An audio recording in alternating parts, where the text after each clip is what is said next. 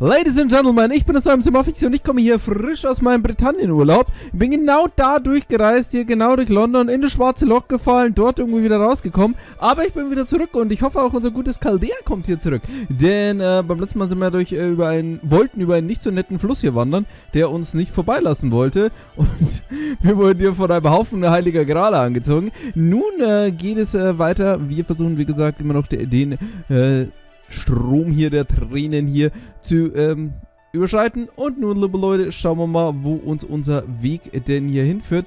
Denn irgendwie müssen wir mal weiterkommen. Denn ihr wisst ja, die Welt rettet sich ja leider nicht alleine. So, wir sind tot, oder? Well, you don't have anything to say for yourself, for I bash your damn heads in. All together now. How could we not go for something like that? Es war ein Grale. Blöder Grandpa. Oh. You're not even pretending to be sorry. As soon as this snobbish business is over, you're all doing assassin for a day. You can be very strict sometimes, huh, Mother? By the way, do you know what assassin is, Maxi? It's kind of a mediation training where you get hit a bunch of times until you clear your mind. Oh, nein! That sounds like a pretty unique way to meditate. Not, so I'm ready for that. Oh, Costello steht auf Schmerzen. Ah, the treasures are all gone. There must have been a delusion all along. Damn you, drug hair. Oh, wow, you're right. My perfect alpha brush is gone, too. All I have to show for my trouble is a lump head of my mother gave me. I figured as much. There's no way they could have had all those things your lot wanted so ready to hand. They were just a bunch of counterfeits. No more substance than the bubbles in this water. Wow, that was profound. I'm impressed. Oh, thanks. Anyway. Let this be a lesson to all of you. If something looks too good to be true, it almost certainly is. Yes, sir. So, what's our current situation? It looked like we're at the bottom of the river. I can't see the surface from here. It's safe to say we're in the Drakas Fae domain now. So I'm afraid that there won't be as easy as swimming our way up and out here. So, we're gonna have to do something about these Draka ferries before we can leave, huh? Well, since they went to the trouble of drawing us down here, I imagine that it won't be long before they come to us. So, why kind of ferries are all the Draka anyway? Humanoid? I've heard they are mermaids, but no fairies. They've dragged and has ever returned to safe for sure. Oh. Chiara kommt wieder zurück. Aber I've also heard they prefer humans to fairies. And that they especially like to capture male humans and make them the lovers. Chiara, please, do it! Do it! Apparently they let humans go before they die, which is how the name Drake spread in the first place. Huh. So they take lovers and release them. Almost sounds like we're getting married. Wait. Is that why Drake lure people into the river to find a husband? That's right. The Drake arranged marriages to a whole new level. Sounds like they have a lot in common with proper human history as Drake then. You mean the Drake in our world too? Yep, the legend is known all around Europe. Ich hab's noch nie gehört. Also ja, wohl, Meerjungfrau, kennt man schon. Jetzt heißt aber den Namen noch nie. They transform themselves into gold rings or saucers, floating themselves down the rivers and pull any man who tries to pick them up down into the depth. But it's not to say can make the men the lovers, and it's so that they can... I want it, my purpose. Please, please, let me have. Nett ist die Musik aus dem Summercamp. I've been looking forever, but I can't find anywhere in this world. Oh. Here they come now. Fight now. Talk later. Don't take him lightly, Maxie. From the looks of it, there's gonna be a long battle. Nö. Bitte nicht. Bitte gar nicht. Okay. Gut. Ja, wir dürfen wieder keine Doppelkastorie nehmen. Oder? Na, okay, wir dürfen nur... Oh, ich befürchte Schlimmes. Ist ja ungewohnt, wir dürfen unseren eigenen Support nehmen. Aber ich werde wieder keine Oh, ich darf Doppelkastorie nehmen. Oh, easy, easy, easy. Vlad, wo bist du, mein Boy, Mann? Mein Gut. Ah ja, er ist ja jetzt... Es tut mir jetzt leid, Leute. Schaut nicht meine Schande an. Ich habe meine gerade nämlich Nero gegeben, aber er ist auf dem Weg auf Level 100. Schauen wir mal, ob sich das gelohnt hat. I hope it. So. Machen wir ein bisschen Crane-Action. Pass. Ah, perfekte CE hat es ja gleich ausgerüstet. So. Warte mal. Er hat ja die MP-Batterie. Dann können wir... So. Dann tun wir Crane einwechseln. Ja, das ist gut, weil sonst würde er auch nicht voll werden. Okay, passt. Dann kommt Crane. Danach tun wir Bright rein, oder? Oder tun wir Bright rein? Na, tun wir Waver bei. Mein Boy Waver. Und geben ihm auch nochmal dicke Starbomb C. Und dann sollte es schon flutschen, oder? Starbomb? Keine Starbomb. Ich werde wahrscheinlich jene critten. Ich kenne mein Glück. Ja, und anstatt Nero... Ah, wir dürfen wahrscheinlich keine Match nehmen, oder? Tschick. Jetzt bin ich in CE ein bisschen zu hoch. Ich habe auch ein klein whaliges Team. Der braucht es nicht unbedingt. Dann machen wir es anders. Wartet. Gleich haben wir es. Tut mir leid, Leute. Normalerweise bereite ich das ja immer vor. Aber ich bin das jetzt eigentlich gewöhnt, dass wir uns das nicht mehr aussuchen dürfen. Also, gib mir die C und dann passt jo. Okay. Sollte schon schief gehen. Ich überlege nur... Nee, warte mal, wir machen das anders. So. Ach, was ist... Oh, Leute, jetzt wäre ich doof, liebe Leute. Ich brauche das ja gar nicht so. Zack. Müssen wir nochmal hier switchen. So. Danke. Genau, das habe ich gedrückt. Dahin. So. Dahin. Warte. So, die C und er braucht ja gar keine... Ja, okay, ihm geben wir die kleine Starbomb. Nee, weil ich weiß nicht, ich habe gerade irgendwie zu viel Starbomb. So, kriegen wir das heute noch hin? Ich bezweifle es sehr, liebe Leute. Ich glaube, wir geben jetzt hier auf, Mann. Ich wurde von den Meerjungfrauen komplett fasziniert. Und jetzt, okay, gut. Passt, jetzt sieht's gut aus und jetzt los. Schauen wir mal, ob mein Level 94 Vladenbrot das relativ schafft. Oh, meine gute Castoria. Die einzig wahre Castoria. Gibt es sonst keine andere, wir wissen es ja. Und... Das muss man überraschen, was hier die drauf haben. Ich muss ja sagen, das ist mir jetzt schon wieder ein deutlich sympathischerer Kampf als jetzt die... So, unsere gute Gorgon ist mal wieder da. Aber nun gut, Double Body. Unbesiegbar, würde ich mal sagen.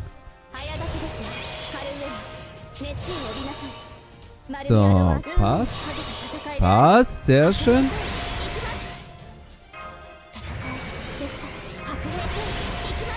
Ja, lass mich mal noch kurz überlegen, wie wir das machen. Wenn ich Crane einwechsel. Kann ich mir... Ich könnte... Ja, okay, ich glaube, weil Vlad wird es eh mit dem MP schaffen. Nächste Runde 2, 3, ja. In Turn 3 kann ich immer noch meine Skills einsetzen. Passt. Genau, dafür kann ich Castors MP einsetzen. Genau so nämlich. So. Jetzt wird erstmal gegassert gebellt. Ihr seht natürlich meine Schande von Vlad, Level 94.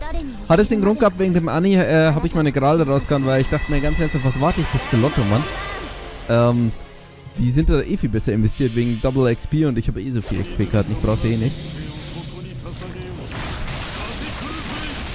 Easy Blood Damage, Mann. So, passt. 33 Sterne. Die brauchen wir zwar an sich nicht, aber egal. So. Geht. I want. Ja, genau. Klau mein MP. Das ist assi. Das ist richtig assi. Aber okay. Wir sind auf alles vorbereitet. Ist mir nicht wurscht, was du machst. Denn jetzt kommt erstmal der Kranich, Baby. Und der Kranich. Don't. So, MP kann ich ihm noch nicht klauen, aber... haben wir so. Bam! Kommt angeflogen. So, es ist ein Saber. Das hat man geschafft.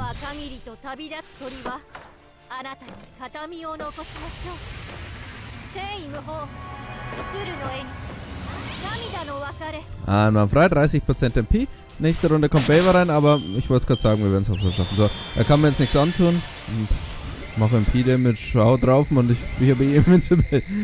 So, also Chiara war deutlich hübschere Mehrungsfrau als du, mein Frotzeblotzel. Also, wir brauchen eigentlich einen Waver gar nicht. Denn jetzt ist es Zeit, ihr wisst alle für was. Das Vladerblut legt wieder los. Großer Giebel!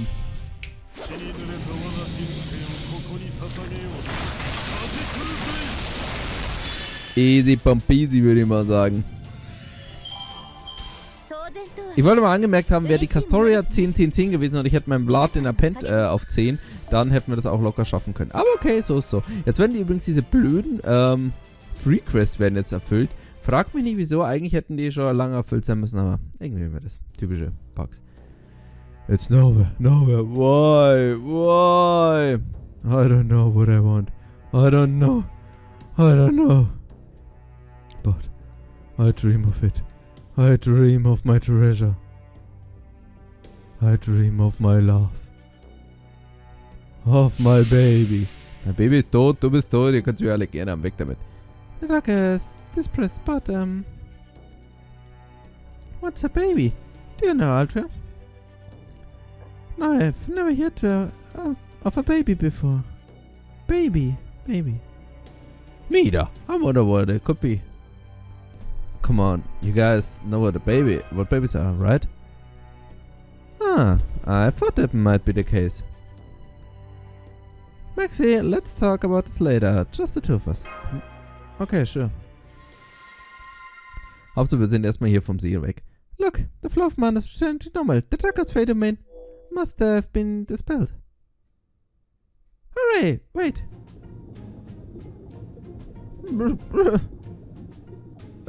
Jetzt ertrinkt man. Auch nicht unbedingt viel besser. Aktiviere dein Bon Voyage und dann tun wir nach oben reisen. I see. So I fought the drake at the bottom of the river. And you even won. Then you almost drowned while you were chatting because you didn't realize the river had returned to normal. And you finally made it back here on foot after being washed ashore downstream. Does that sum it up? Ah well, I was just here keeping an eye on our stuff. It's no scale of my wings. Come on, dump powder Baron. I'm sorry I left you all alone. Oh, you can put a rope away too. I'm impressed you actually found one. You can take Blanca for that. She is the one who found it. Ja, die kleine Mutter. Draufgetreten. You're with us, Baron. That would have been fun.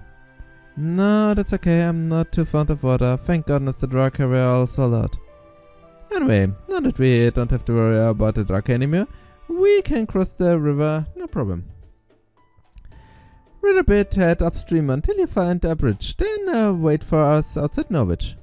Don't worry, you stand out too much, we don't have any trouble finding you. I guess it is the only option, isn't it? I'm sorry I can't provide you with a pleasant carriage ride to the rest of your way. Okay, I promise I'll catch you up all at Norwich in 2 days. One, if I don't take any carrot breaks. Take care until everyone. And please don't fall for another Fae horse while I'm gone. Du bist der Erste, der reingehüpft ist. Okay, we shall get across the river now, before the sun sets. We can make camp on the other side and rest until morning. Don't worry, there's no need to rush anymore.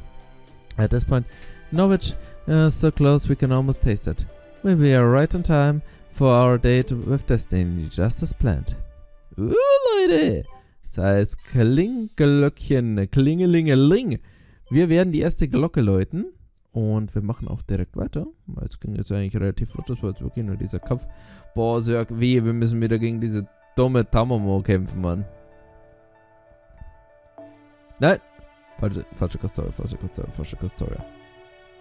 So, schon wieder ein Kampf, wo wir unsere Party selber ausrüsten können. Das gefällt mir nicht, liebe Leute. Bin ich nicht gewohnt mehr in Lostbelt 6. Ich dachte, man muss bei jedem Kampf wirklich das selber einstellen, aber ist ja auch in Ordnung. Umso besser für uns. Jip, wo ist mein Arish? Dort ist mein Arish. Wo ist mein... Zack. Zack. So, aber nun gut, wenn ein Sir kommt, dann wisst ihr, mit was ich hausieren hier gehe. Und zwar mit erstens einer guten Tamamo und auf der anderen Seite natürlich mit meiner all-time favorite Yang. Damit hier gescheit crittet und dann geht das schon. So, machen wir die hier. Ich brauche eigentlich brauche ich die andere Kastora gar nicht, aber nehmen wir es mit. So als Deko-Zwecken. So, passt. Dir geben wir dann auch noch. Nicht die da. Wo ist meine Ilia C? Ilia, sonst kommst du mal im Gacha. Boah, Leute. Jesus, liebe Leute. MP2. Summer Ilia. Ich weiß nicht wieso. Ich kann es mir nicht erklären. Aber sie kam. Muss man mit leben. Kein schönes Leben, aber man lebt damit. So, für Roma Langzeit, dann packen wir Nero ein und zur Sicherheit zur Castoria für den Fall, dass irgendwas Schlimmes kommt. Und dann tun wir noch hier auf meine Lieblings-C, oder Atlas-Uniform wechseln. Schon Vorwitsch meine Lieblings-C. Und dann legen wir los. Und dann werden wir hier einfach ganz entspannt erstmal ein bisschen stallern. Und dann schauen wir mal, wie weit Yang hier eingreifen muss. So. Aber Yang carried alles, Mann, liebe Leute. Ach, ich sage immer noch wieder, ich bin so happy mit der. Also das MP2 ist schon mega nice, dass wir das hinbekommen haben. Und ich bin immer noch so ein Deut davor, die irgendwann mal hier über 100 zu nehmen. Also wäre einer der wenigen Servants, wo ich es machen würde. Muss ich sagen. Also, da stehen zwar ein paar andere davor und Nero ist ja aktuell auf dem Weg. Das war nämlich der Grund, wieso Vlad nur 94 ist. Ich hätte eigentlich nur 2 gerade mehr gehabt, aber die habe ich für sie rausgehauen. Einfach aus Umo-Gründen. Ich glaube, er schafft es nicht, aber es ist wurscht. Blackbeard? Oh mein Gott, was für ein perverses Universum ist das hier? Jo, dachte ich mir. Ah, schade. Ich dachte, man einen schafft. Passt. Bitte, genau, geht auf Yang. Nicht auf Castoria, auf Yang. Ist Yang euch nicht hübsch genug, ihr Penner, oder was, man? Jetzt gibt's aber richtig Backpfeifen. Da kann ich nicht sitzen. Also es gibt Sachen, die kann ich nicht verzeihen. Oh! Ich hab mit mehr mit Damage gerechnet. Dumm.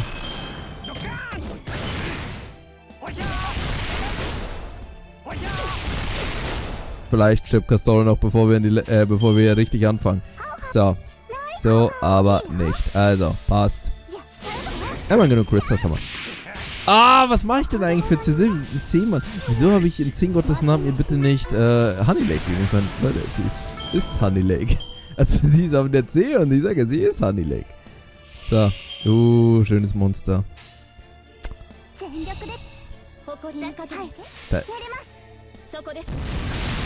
Das wäre übrigens, hätte ich Honey Lake ausgerüstet gehabt, dann hätte Yang sie mit Facekarten locker one-shotten können. Das hat das gerade mit ihren Honey Lake. Aber ihr habt die C nicht ausgerüstet. So, bam. So, müsste gelangt haben, oder? Jo, passt, 93. Sehr schön, die anderen haben bis MP. Und dann können wir jetzt loslegen. Also, was kommt Schönes? Es ist wieder eine Timecat. Oh. Endurance Battle. Oh, komm. Paper Amulet? Was macht das? Hallo?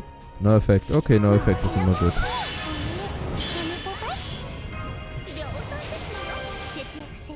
So, natürlich optimale Karten, die man sich so richtig wünscht.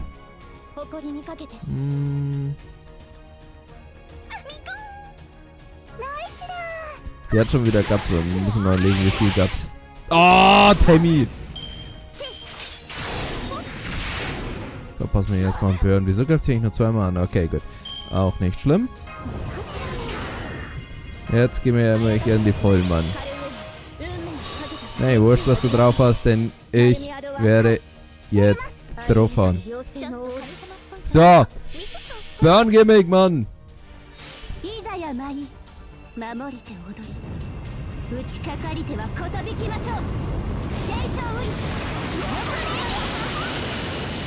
Also. Morning jetzt kommt was? Okay, vielleicht ist es nicht so eine gute Idee, sie zu killen. Vielleicht ist echt keine so gute Idee. Was ist denn das für ein Schmoren?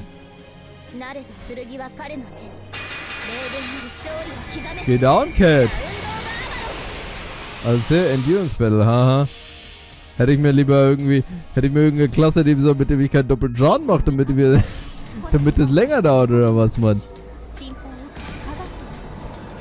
Oh mein Gott, was für ein Schmarrn. Ich hätte vielleicht Koffein nehmen müssen. So, damit wir jetzt erstmal wieder Leben haben. Das hat sich einfach MP, das ist ja geil, Mann. Das kann nämlich richtig unschön werden. Temcat ist jetzt nicht so mega stark, okay, und sie stunt sich ja immer nach ihrem MP. Fully tricked. Ja, cool. Ach cool, und sie hat permanent Guts. Ja, das ist natürlich ein geiler Fight. Das wird echt ein geiler Fight, liebe Leute.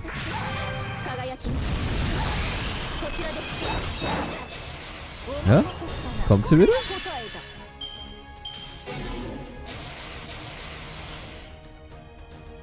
Hä? Was ist jetzt?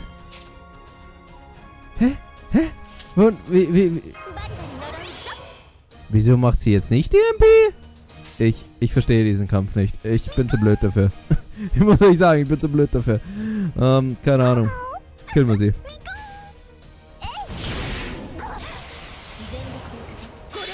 Ja, macht ein Charge-Ding.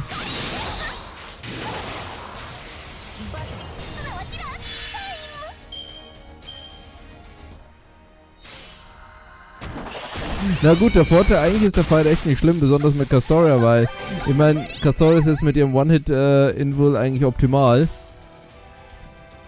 Weil, wie gesagt, sie kann ja nicht so viel. Jetzt muss ich mir echt überlegen, stunt sie sich für 2 Züge? Die stunt sie ja für 2 Züge. Habe ich irgendwie anders in Erinnerung. Okay, gut, kein Problem. Klaue ich mir einfach mal. Eigentlich wäre es in dem Beispiel am besten, wenn man Castoria am Ende raus hat. Ich meine, ganz ehrlich, eigentlich müsste man nur einmal Castorias MP 3-mal hinbekommen, weil wie gesagt, wenn sie sich dann ist die Stunt hier immer direkt nach ihrem MP. Und dann ist eh wurscht, weil sie kann einem nichts mehr tun. Ja, komm, und denkst du, ich habe Angst, Mann. Ich spam da meine MPs, Mann. Oh, Leute, Mann. Ich sage immer noch, eines der besten Single-Target-Teams im gesamten Spiel. Wenn ich noch an die Challenge-Beste erinnert vom Akiba Tower, wo man da gegen Blackbeard und gegen, wie heißt die nochmal? Gegen, ihr wisst, Weep kämpfen musste und diese ganzen Formen, hat sie absolut gerockt, man, diese Combo. Weil, wie gesagt, man, du kannst unbegrenzt MP spammen, du hast halt unendlich Looping-Potenzial, also es ist halt einfach mega nice Party. So. Kann man nichts dagegen sagen. Hauen wir einfach so drauf. Burning! More Burn Gimmicks!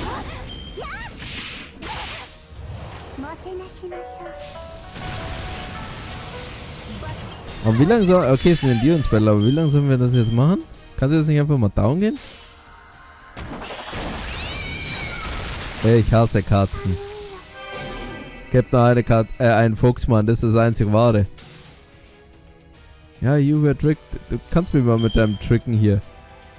So. Ja gut, die Runde ist eh wieder gestunt. Irgendwann werden hier schon die Katzen ausgehen, Mann. Hey, burn dich so wie du bist, Mann. Bei mir gibt's Katzenbraten, Mann. Zack, nix ist MP. Ich schaue es ja gerne an, also wieso nicht. Vorne ist schon eine nice Klasse, Mann.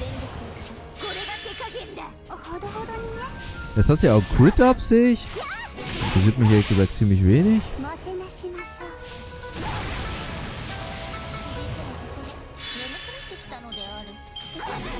So, remove Kitty Lantern. Death. Ahaha! Tod der Katze! Dumme Tamcap, Mann. Ich sage, absoluter Erzfeind, Mann. Weil sie halt immer bei einer guten Tammo immer Screentime steht. Okay, das war ein gar nicht mal so schwerer Kampf. Easy peasy. Weil ich gesagt, echt easy peasy. Du hättest eigentlich stallen müssen. Hättest Jean Castoria Mörder reinpacken müssen. Aber so ging's auch. That was quite a fearsome foe, wasn't it? Ne, für dich vielleicht, Gareth. And this bread is really yummy. I never used to think of eating as important before. But I thought I tried myself after seeing Arthur enjoying food so much, and now I can't stop. Now that you mention it, You do eat a lot for Wind Clan Fairy, didn't you, Artoria? Usually, it's the Fang Clan that live for food. Are you actually a Fang Fairy? No, I'm just a low-class fairy. I don't even belong to any of the 6 clans. I only got in the habit of eating because of the people of Tentacle Village would always give me food. Tentacle Village?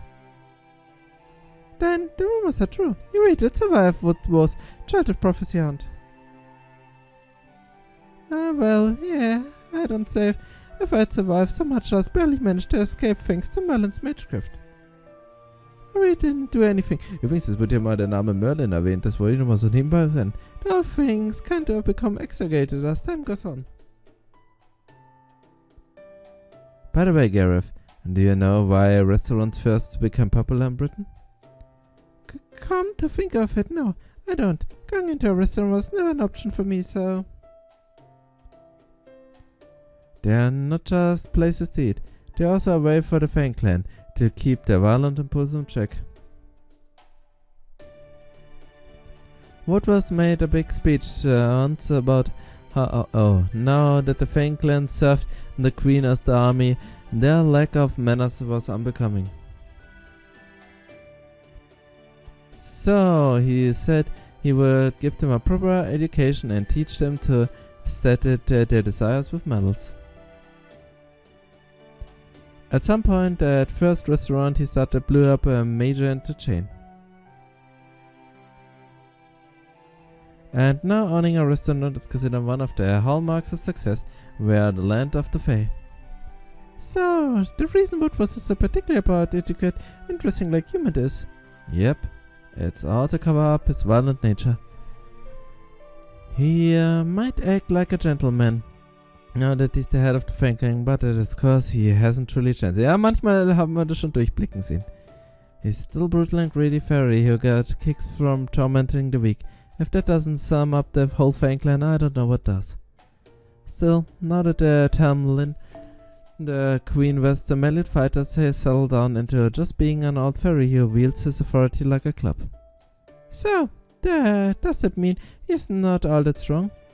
That's right. At this point, he's just an old fairy. You're definitely stronger, since you managed to defeat the Drake.